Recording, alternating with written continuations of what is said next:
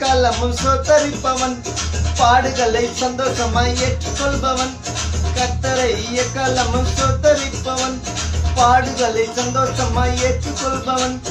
உயர்வோ தாழ்வானாலும், மரணமோ ஜீவனாலும், உயர்வோ தாழ்வானாலும், மரணமோ ஜீவனாலும், பசியோ பட்டினியோ நாசம் வந்தாலும், நண்பர்களால் துன்பம் வந்தாலும், பசியோ பட்டினியோ நாசம் வந்தாலும், நண்பர்களால் துன்பம் வந்தாலும், அவன் பெட்ட வளருமா, கொட்ட உயருமா.